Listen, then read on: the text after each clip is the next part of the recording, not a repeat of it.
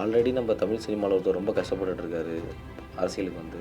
இப்போ இவரு வராரே, இவர் வந்து சாதிப்பாரா இல்லை அவரை இல்லை அதாவது சரத்குமார் அவருடைய சொந்த பணத்தை இழந்தார். இவர் அப்படி இல்லை, ஏசி சண்முகத்தினுடைய கேண்டிடேட்டாக தான் நிற்கிறார். சுந்தர் சி 10 விஷயம் செலவு பண்ண மாட்டார். இப்போது அமைச்சராக இருக்கிற பழனிவேல் தியாகராஜனோட தான் மோதுறாரு சுந்தர் சி. ஆக்சுவலாக குஷ்பு வந்து அவருடைய 3வது சாய்ஸ், 4வது சாய்ஸ். இவர் அந்த நடிகர் ப்ளஸ் இன்னொரு நடிகர் ஜெயராம், 2 பேருடைய கலப்பு. அதே மாதிரி குஷ்பு என்ன நினச்சுன்னா சுந்தர் சியை கதாநாயகனாக்குன்னு நினச்சது ஆக்கிருச்சு. ஏன்னா இப்போ சுந்தர் சி அவர்களுக்கு வந்து இப்போயுமே நல்ல ஒரு மார்க்கெட் இருக்குது. ஆமாம், எந்த சந்தேகமும் இல்லை. இப்போ ஒரு படம் 3 படம் எடுத்துகிட்டு இருக்காரு. இன்னொரு விஷயம் என்னென்னா சுந்தர் சி போல்டாக நான் ரஜினிகாந்த் கமல்ஹாசன் படத்தை டைரக்ட் பண்ண மாட்டேன்னாரு. ஆமாம். என்ன காரணம், ஏற்கனவே ரஜினிகாந்த கமலஹாசனால் பழி வாங்கப்பட்ட சுந்தர் சி.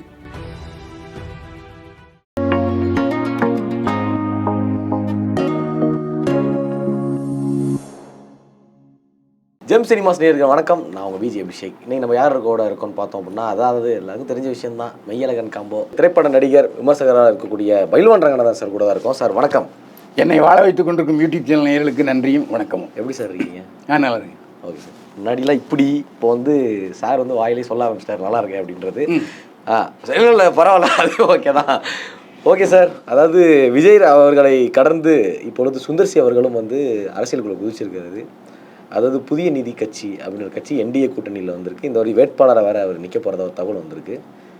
சுந்தர் சி அவர்களை பற்றி உங்களுக்கு தெரிஞ்சது? சுந்தர் சியை நான் முதல்ல பார்த்தது இயக்குனர் மணிவண்ணன் செட்டில் தான் பார்த்தேன். ரொம்ப அழகாக இருக்கிற அசிஸ்டன்ட் டைரக்டர் அவர்.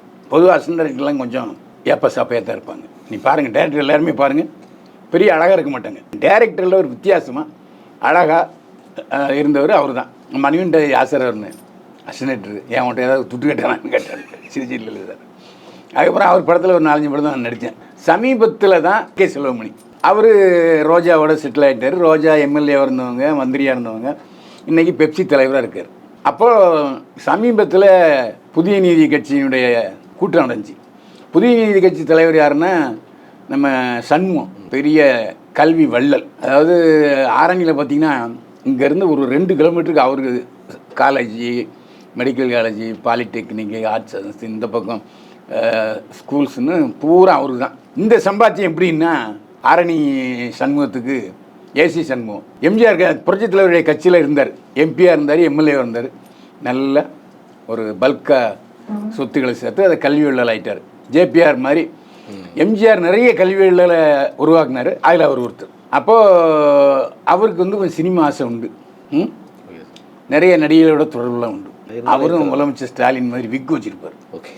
அப்போது அந்த தொடர்பில் ஏசி சண்முகம் சுந்தர் சிக்கு ஃபைனான்ஸ் பண்ணார். அவர் படம் ஒரு 3 படம் தயாரித்தார். 3 படம் பெருசாக சொல்கிற அளவுக்கு இல்லை, ஓடவும் இல்லை. ஆனாலும் அந்த ஃப்ரெண்ட்ஷிப் வந்து இருந்துச்சு. சமீபத்தில் ஒரு 6 மாதத்துக்கு முன்னால் அவருக்கு கூட்டம் நடத்தினார். அப்போ அவர் கலந்துட்டு பேசினார், அப்படின்லாம் பேசினார். அப்போவே நினச்சிட்டேன், சரி ரைட்டு, புள்ளிக்காரன் வந்து அரசியலுக்கு வர ஐடியா பண்ணிட்டாரு அப்படின்னு. எங்கள் ஊரில் புள்ளிக்காரன்னா அந்த அர்த்தம், மேப்படியா அப்படின்னு சொல்கிற மாதிரி. அது திருநெல்வேலிக்காரங்க நல்லா புரியும். சரி ரைட்டு, ஏன்னா அவர் ஒரு ஜாக்பாட்டில் வந்தவர். குஷ்புடைய கணவனானது அப்படி தான். ஆக்சுவலாக குஷ்பு வந்து அவருடைய 3வது சாய்ஸ், 4வது சாய்ஸ். அப்போ ஃபஸ்ட்டு நான் 3வது சாய்ஸ்லாம் சொல்ல விரும்பலை. சொன்ன நேராக ஃபோனில் வந்துடுவார், என்னண்ணே நீங்கள் பொண்ணுலாம் பெரிய பொண்ணு ஆகிட்டு நீங்கள் வேறு அப்படின்னு சொல்லுவார். அதனால் அதெல்லாம் சொல்லலை. குஷ்பு வந்து அதாவது அவர் முதலில் காதலித்த ஒரு நடிகர் மாதிரியே இருக்குன்னு நினச்சார். இவர் அந்த நடிகர் ப்ளஸ் இன்னொரு நடிகர் ஜெயராம், 2 பேருடைய கலப்பு. அதே மாதிரி குஷ்பு என்ன நினச்சுன்னா சுந்தர் சியை கதாநாயகனாக்குன்னு நினச்சது ஆக்கிருச்சு. குஷ்பு வந்து பாஜகவில் சேர்ந்தது, திமுகவில் இருந்தது, பெரிய ரெகனேஷன் ஒன்றும் கிடைக்கல. ஏன்னா சீட்டு கேட்டது கொடுக்கல பாஜகவில். ஆனால் இவர் என்ன பண்ணார், குஷ்பு வந்து எப்படியாச்சும் எப்படி ராதிகாவை சரத்குமாரை கொண்டு வந்துச்சோ அதே மாதிரி குஷ்புவும் தன்னுடைய கணவனை அரசியல் கொண்டு வர்றதுக்கு நினச்சிது. இந்த தடவை புதிய நீதி கட்சிக்கு 2 சீட்டு பாஜக அதிமுக கூட்டணியில். அதில் புத்திசாலித்தனமாக ஏசி சண்முகம் நான் போட்டியிடலை அப்படின்ட்டார். இப்போ அவர் போட்டியிட தொகுதி வந்து அதிமுக அவனுடைய ரெட்டையிலையில் மதுரை மேற்கு தொகுதியில் போட்டிடுறாரு. இவர் எதிர்த்து நிற்கிறவர் அமைச்சர், அந்த வேர்ல்டு பேங்க்லாம் வேலை பார்த்தவர், அதாவது நிறைய தெரிஞ்சவர். முதல்ல ஃபைனான்ஸ் மினிஸ்டராக இருந்தார், அப்புறம் செட் ஆகலை. அவர் கொஞ்சம் உண்மையெல்லாம் பேசுவார். அதனால் ஸ்டாலின் அவர் தூக்கி கிடச்சிட்டாரு. அவரும் பழைய அமைச்சரோட பையன்தான், திமுக அமைச்சரோட பையன். இப்போது அமைச்சராக இருக்கிற பழனிவேல் தியாகராஜனோட தான் மோதுறாரு சுந்தர் சி. பழனிவேல் தியாகராஜன் கொஞ்சம் திமுக காரங்களை ஒட்ட மாட்டார். ஏன்னா கூட்டத்துக்கெல்லாம் பிரியாணி கொடுக்க மாட்டார், காசு கொடுக்க மாட்டார், ரொம்ப ஸ்ட்ரெயிட் ஃபார்வர்டு. அதாவது 10 காசு வாங்க மாட்டார். ஏன்னா ஒரு வெல்டுடு ஃபேமிலி. அவங்க அப்பாவே தியாகராஜன் சொல்லிட்டு ஏற்கனவே ஒரு சபாநாயகராக இருந்தார். திமுகவில் ஒரு வித்தியாசமான ஆள். திமுகவில் அப்போவே ஃபுல்லாக திருநீர் குங்குமம் வச்சுக்கிட்டு ஒரு ஆன்மீகவாதி. அவர் பையன் இவர் முதல்ல நிதியமைச்சராக இருந்தார். ஆனால் நிதியமைச்சராக இருக்கும்போது பல விஷயங்களை கேள்வி கேட்டார், சில சமயம் சொல்லிவிட்டார், உண்மையை சொல்லிவிட்டார். உண்மையை சொல்லிவிட்டா தான் நம்ம முதலமைச்சருக்கு பிடிக்காத, உடனே தூக்கி கிடச்சிட்டாரு. ஆனால் அவரால் வேற ஒரு போர்ட்ஃபோலியோ, வேற ஒரு இலாக்காவுக்கு தான் அமைச்சராக போட முடியுது. அதனால் அவர் சைலண்ட்டாக இருப்பார், அந்த லோக்கல் பார்ட்டி தான் கலந்துக்க மாட்டார். ஆனால் அவருக்கு தனிப்பெரும் செல்வாக்கு இருக்குது. ஆனால் அதே சமயத்தில் திமுககாரங்க வேலை செய்ய மாட்டாங்க. அந்த அடிப்படையில் சுந்தர் சி கொஞ்சம் வேகமாக வேலை செஞ்சாருன்னா வர்றதுக்கு வாய்ப்பு இருக்குது. ஏன்னா மதுரை மேற்கு தொகுதியில் ஏற்கனவே ஏடிஎம்கே ஜெயித்தாங்க. அப்போது ஒருத்தர் எங்கள் தஞ்சாவூர் பகுதியிலேருந்து அங்கே போட்டி போட்டார். அவர் ஜெயிச்சு அமைச்சராகலான்னாரு. அந்த மாதிரி ஒரு தொகுதி மதுரை மேற்கு தொகுதி ஏடிஎம்கே தொகுதி தான். இவர் நல்லா ஜெயிச்சார்.